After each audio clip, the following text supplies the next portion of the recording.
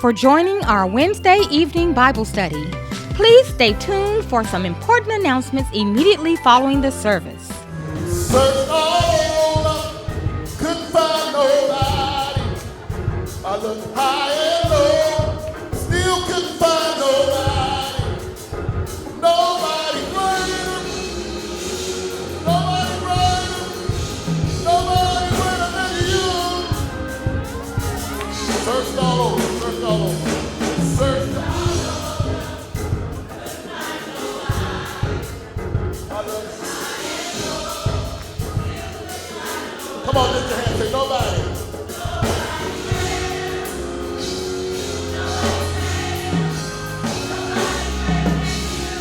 Come on, put your hands together. Search all over. Come on, church. Search all over.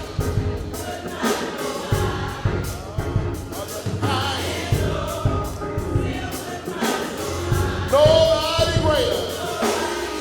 Come on, lift your hand and say it. One more time. Search all over. Come on. Search all over. I love you. Nobody greater. Come on, let's sing this.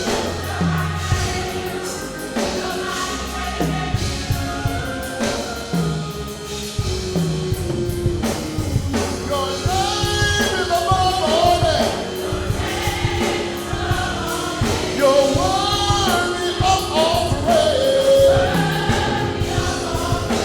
Mighty are the works of your hand. Mighty are the works.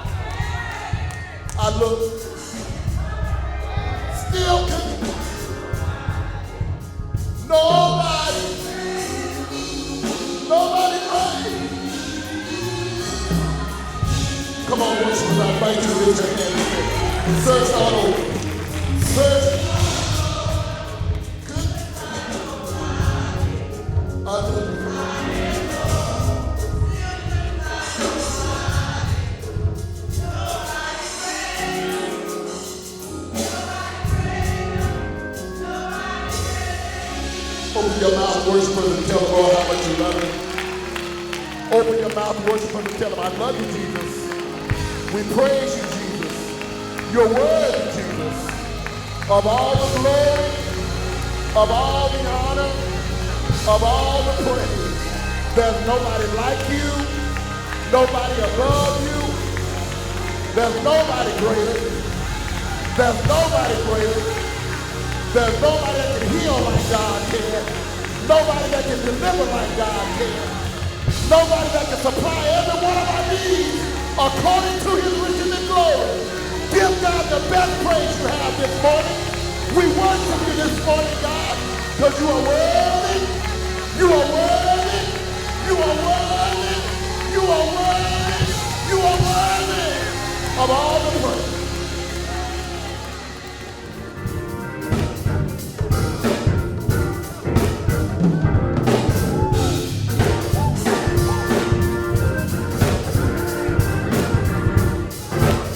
Come on, sopranos. Press down.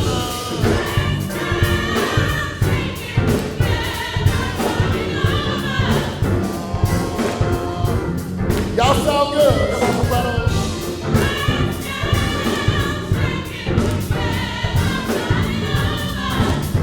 Okay, alto, Sean, you can sing your part.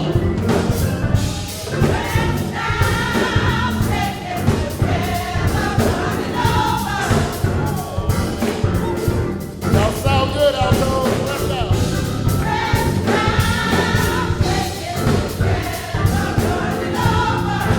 Y'all ain't heard no women tenors like this. Press down. Press down. Oh, y'all sound like y'all know your part. Press down.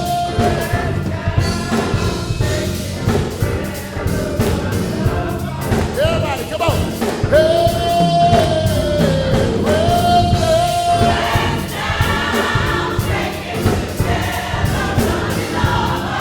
How many witnesses do we have in the house? Oh, press down.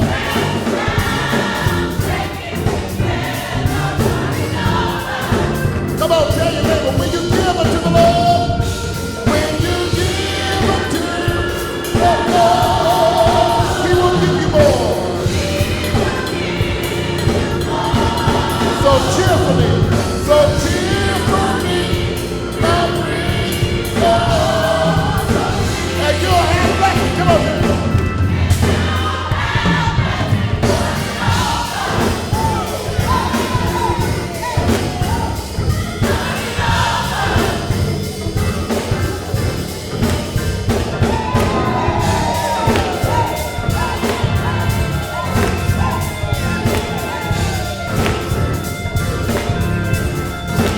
This part says it. The windows of heaven will open unto you, running over, blessing running over.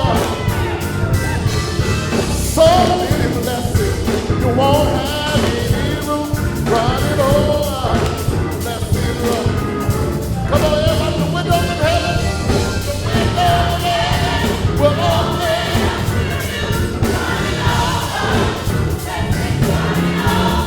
Tell your neighbor, so many blessings.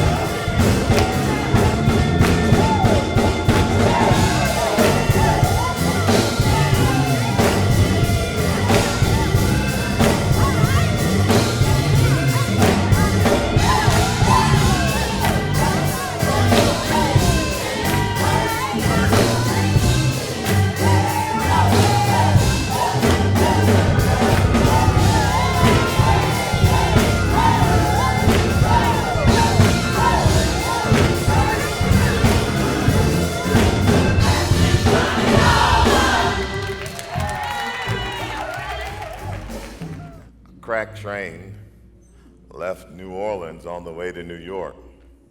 About 40 miles into the trip, the train came to a sudden stop.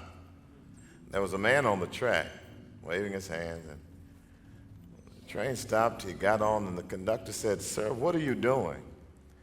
He said, "I got some coons that I'm selling, and I'm trying to see if anybody on the train wants to buy one." The conductor said, "Coon, man, if you don't," and one of the passengers said, hold on, be interested. Pastor said, "How many do you have?" He said, "Well, I ain't caught them yet. I'm just taking orders."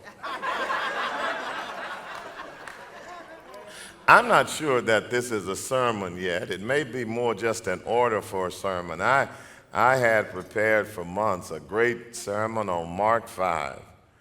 And then I had an experience last Sunday morning that altered the face of worship for me. Took me to a place where I saw God in a new light. Last Sunday morning, Emily Hashaway, who did our announcements, was on to do praise dance. As she was doing her liturgical dance, the music stopped. And Emily did for us a sermon in life that we all ought to pay attention. She didn't stop. She didn't look at AV. She didn't look at the sound people. She kept dancing. She teaches us that you've got to learn how to keep dancing even when the music stops.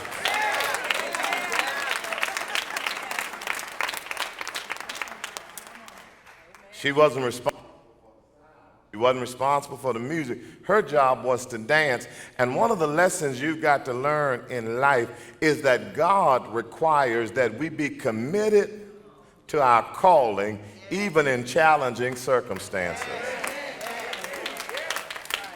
We're not given the option of quitting because life is hard, because times are tough, because we're broke, because folk don't like us. You've got to learn in life to keep on dancing even when the music stops, because the reality is if you live long enough, some bad stuff is going to happen.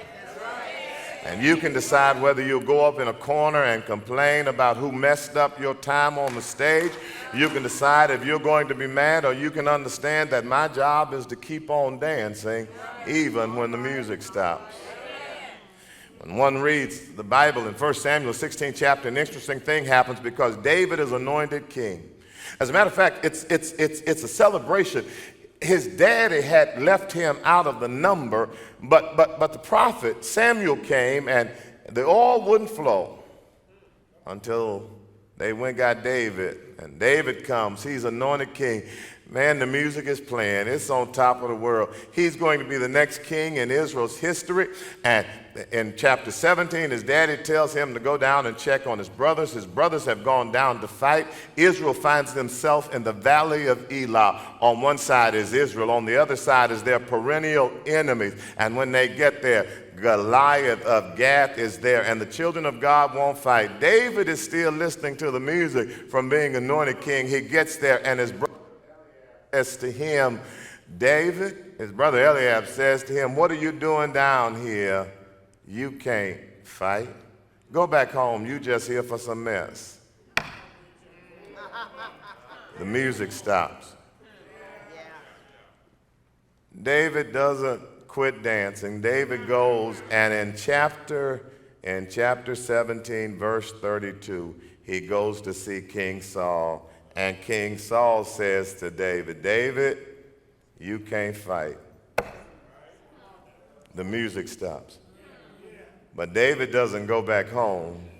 David keeps dancing. And I think David gives us some lessons on how to keep dancing when your music stops. Look with me in chapter 17, verse 32. And David said to Saul, "Let no man's heart fail because of him. Thy servant will go and fight with the Philistine." Saul said to David, "Thou art not able to go against the Philistine to fight with him, for thou art but a youth, and he a man of war from his youth." David said unto Saul, "Thy servant kept his father's sheep, And there came a lion and a bear and took a lamb out of the flock. I went out after him and smote him and delivered it out of his mouth. And when he rose up against me, I caught him by his beard and smote him and slew him. Thy servant slew both the lion and the bear, and this uncircumcised Philistine shall be as one of them, seeing he hath defied the armies of the living God. David said, moreover, the Lord that delivered me out of the paw of the lion and out of the paw of the bear, he will deliver me out of the hand of the Philistine. And Saul said unto David, go, and the Lord be with you. The grass withers and the flowers thereof fade away, but the word of our God shall stand forever. How to keep dancing when the music stops. God requires that we remain committed to our calling even in challenging circumstances. I want to suggest that I think about 4 things, and I'll get to interview Emily later, but I want to suggest about 4 things will help you keep on dancing. Would you like to hear them? Yes. Now, because this is an order for a sermon and not a full one, if you help me, I'll be finished in just a little bit. Amen. The first thing I want to suggest that you need if you're going to keep dancing when the music stops is you need a proper estimation of your dance. You need to know. I would suggest that when Emily came to dance, she had a confidence because of the time she had spent in practice. She had confidence that she could do her part. And I want to suggest to you from the text that David would have us to understand that God expects for his people to have confidence in not just their creator, but confidence in their calling. Now, many of us in the church, we tend to run from confidence because we think confidence is arrogance, but that is not the case. I'm not talking about the kind of confidence that Dr. Bronson Way had to experience with a young Boy Scout. Dr. Bronson Way is a noted neurologist. He was walking with a group of people, and as he was walking, he saw a young man hit a tree who was on a scooter. Dr. Bronson sent someone for help, and while they were gone, he began to work on the young man. And about 5 minutes into him working on it, a young man came up and said, I'll take over from here. I'm a Boy Scout.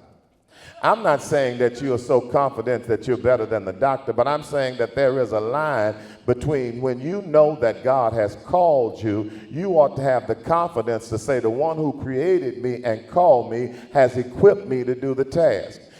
You act like you don't believe me. David comes up here and Saul says to David, you can't fight. And David says to him that I'm fighting for the Lord. The Lord has created me. And I think the time has come for believers to have confidence in the calling that you have. I'm often asked when I travel places, people say, aren't you nervous? Aren't you afraid? And let me be honest, I'm always nervous when I preach. I'm nervous on Wednesday morning, on Wednesday evening. I'm nervous on Sunday morning. When I stop being nervous, I'm going to stop preaching. But I do know something. Whenever I go to preach, I am not overly frightened because I know 2 things. I know I've been invited by the people who are there, and I've been called by God. So I walk in a confidence that says God has called me. You see, for too long, we tend to forgotten that the Bible says we ought not think more highly of ourselves, but you ought to think highly, just not more highly.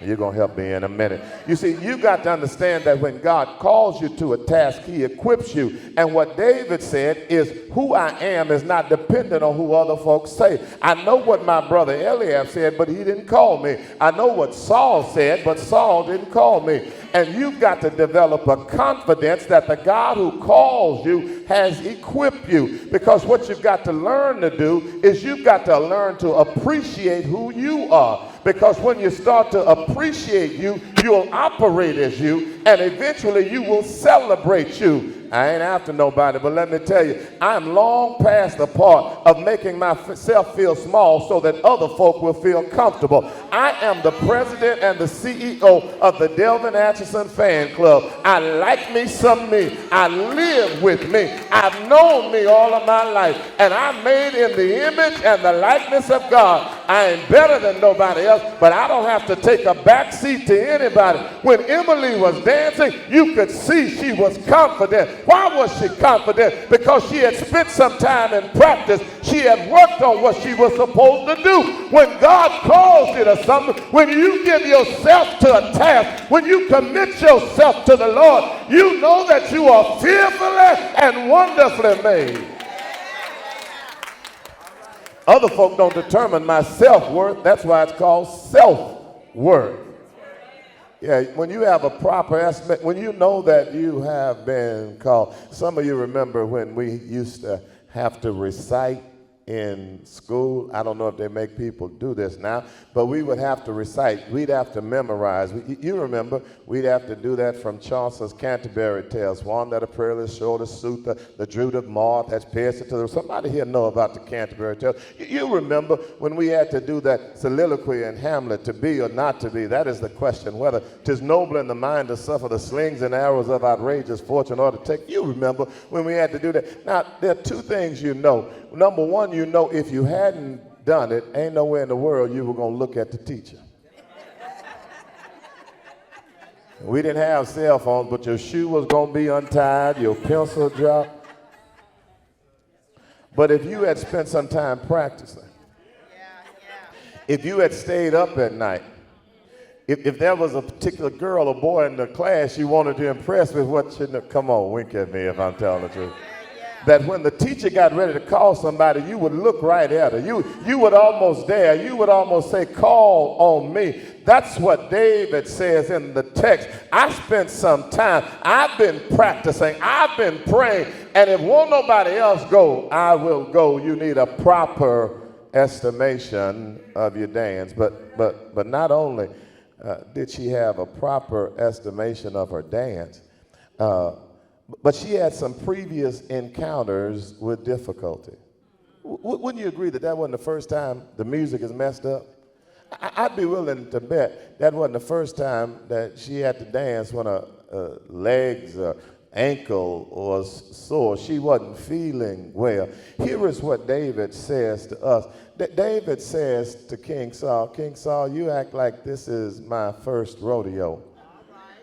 I keep on dancing because I used to keep the sheep, and a lion and a bear came my way.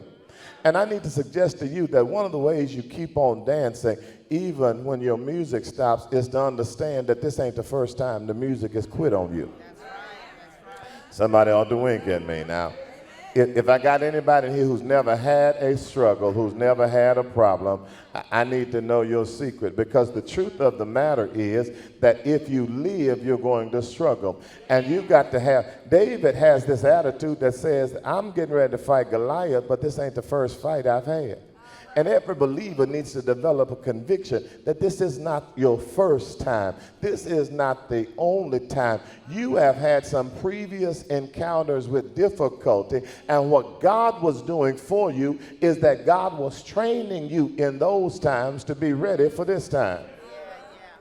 You act like you act like you don't believe me. I like what he says here in this text. He understands something, y'all. You remember when the disciples were on the boat with Jesus and Jesus was asleep? They went down and woke him up. That wasn't the only storm.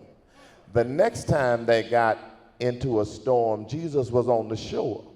So what Jesus says to us is, I know what you're going through right now, but you've got to understand, I'm getting you ready for something bigger, because with bigger tests comes bigger rewards. I don't need everybody. I just need somebody here who's been in school. If you ever been in school, you know when you were in elementary school that by the time you got to junior high, your tests were harder. And you should have learned in junior high that testing is the way you get promoted.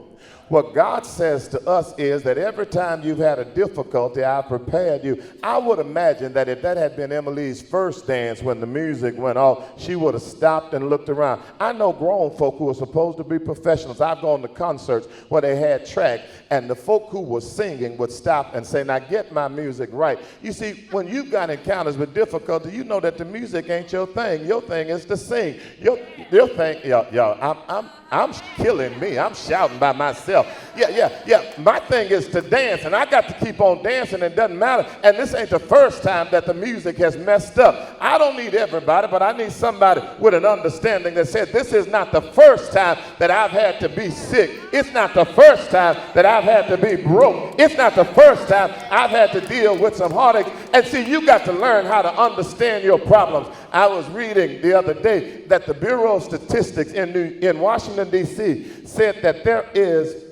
that if you take the fall that would cover a 7-city block, 7 cities, at a depth of 100 feet, that all that fall could be condensed into 1 glass of water. Can I tell you something about your encounter? The enemy has a way of making your stuff seem big. But you got to learn when you're going through, this is just a smoke screen. Somebody ain't shouted with me yet.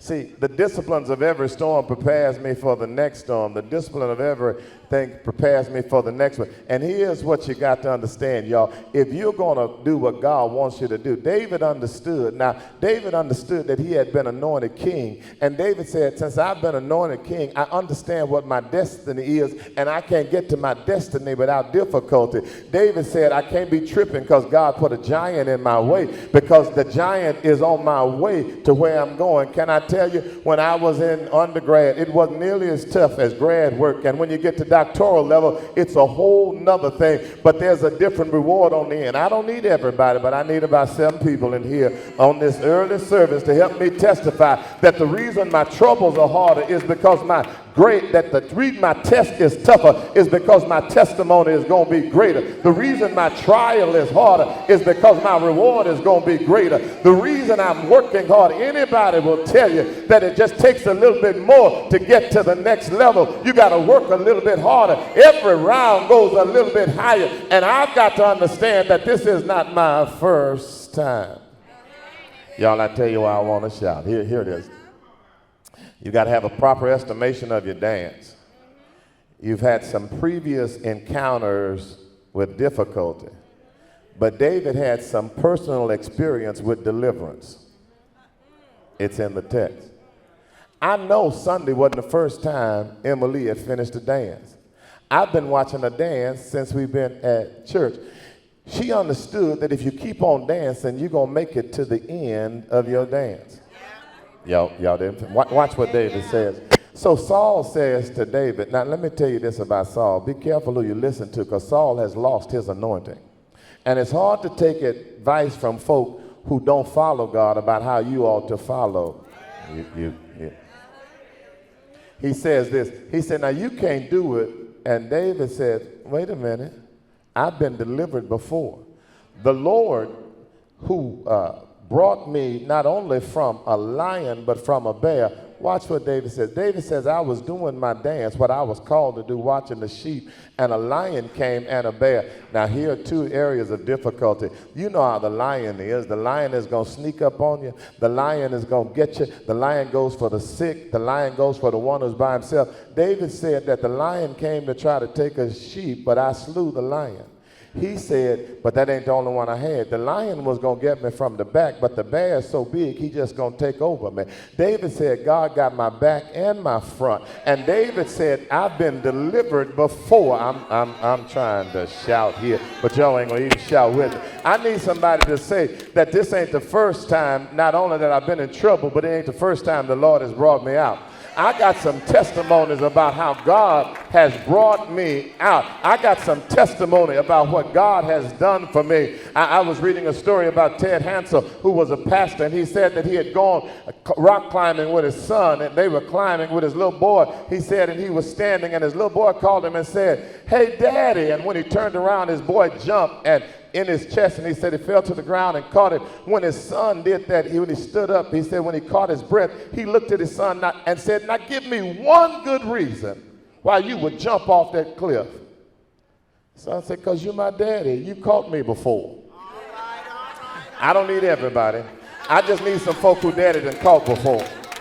Who when you get sick, you can tell him, Lord, heal me now like you've done back then. I just need some folk who when you get broke to say, Lord, you make a way like you've done before. I need some folk when you get depressed to say, Lord, give me joy because I've seen you do it before. I need some folk when folks start talking about you, say, Lord, be a shield around me because you've done it before. This ain't my first time. It ain't the first time I've been in difficulty, but it sure ain't the first time I've been delivered. And I'm not talking about what I read. I'm not talking about what I heard. David said, I'm the one and the same God.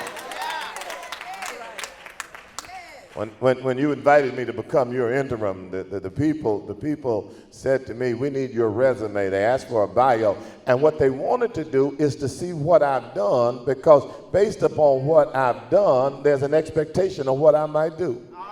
Well, I need to tell you, just in case you don't know, and somebody here been looking for a daddy to catch you, let me give you God's resume. Tell me where you want me to start, because it's a big one. I tell you what, I'll cut out some stuff. Children of Israel will tell you in God's resume about deliverance that when we were on the Red Sea and there were mountains on both sides, Pharaoh was closing in. We didn't have an inner tube, but God made the east wind blow, and he made a highway just like that, and we walked over on dry ground. They'll tell you that when we got to Rephidim, we couldn't even have any water, and the same God who made the water dry up had Moses to touch a rock, and it turned into a water fountain. You ain't shouted on his resume yet.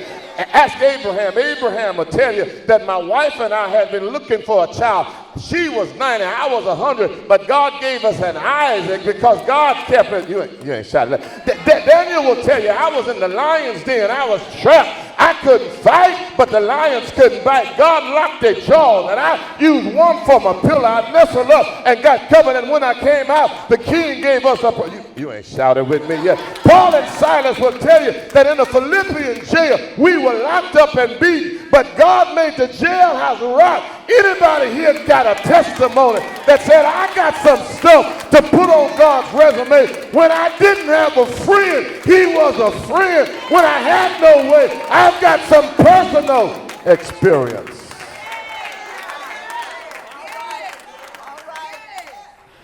Well, I would surmise she had a proper estimation of her dance, that she had some previous encounters with difficulty, that she had some personal experience with deliverance. But I want to suggest she had a powerful expectation of the divine. She kept on dancing because she just figured that after a while the music was going to pick back up. David said that the Lord, you could have ran up here and shouted. You could have gave me a high five. I wouldn't even got scared. Listen, David said that the Lord who did do it shall do it. Let me tell y'all what God will do. If you keep dancing, God will put somebody like the gifted Dr. Patrick Bradley. Now let me show you the providence of God. Normally Patrick is over here, and don't tell him I told y'all he'd be bothering me and work, but he don't know.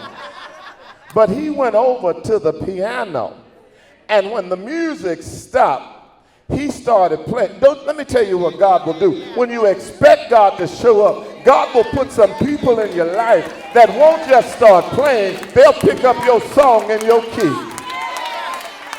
Because when David fights Goliath, you need me to put some, when David fought Goliath, when he won, there were some women there who started singing and said that Saul has killed his thousands, but David has killed his 10. There's some group of folk who've been waiting on you to keep dancing. And what God will do for you, if you just keep on dancing, he'll start your music up again. You got to learn how to keep on dancing. Because what God will do is God will put somebody in your life. Anybody here know he will show up? If you keep on dancing, God will show up. I'm out of here when I tell you about the Jordan camp. Michael Jordan was probably the most photographed basketball player in the history of the game. I don't necessarily know if he was better than Dr. J, but we just got Jordan stuff on film. There was a man who was in Chicago in the United Center, and they asked a particular cameraman, how is it that you caught Jordan doing so much amazing stuff? He said, well, I did it for two reasons. There are two reasons why I did it. He said, number one, my job was to keep the camera on Michael Jordan. He said it didn't matter what Pippen did. It didn't matter what anybody else did. My job was to keep the camera on Michael Jordan. I knew if I kept the camera on Michael Jordan. That's what they told me to do, keep the camera on Michael Jordan. And then he said this. He said, I didn't know what he was going to do, but I knew he was going to do something. I'm out of here when I tell you, you ought to get you a Jesus cam. That it doesn't matter what happens to the music, you keep on dancing. And you keep your eyes on Jesus. Because I want you to know, I don't know what he's going to do, but I know he'll do something. I don't know how, but I know he's going to do it. I don't know when, but I know it. Is there anybody here that knows he will show up? Anybody here know he will make a way? So I'm going to dance.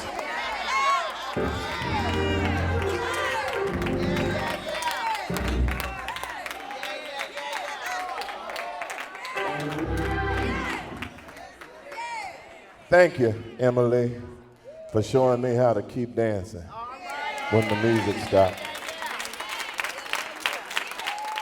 Please continue to support our ministry online through our website, the WBC app, or you can drop your offering off at the church Monday through Friday from 10 a.m. to 2 p.m.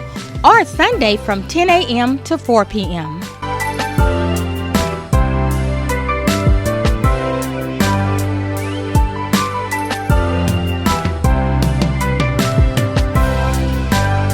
Due to the governor's executive order limiting outdoor gatherings, WBC will have to postpone our parking lot service scheduled for August 2nd.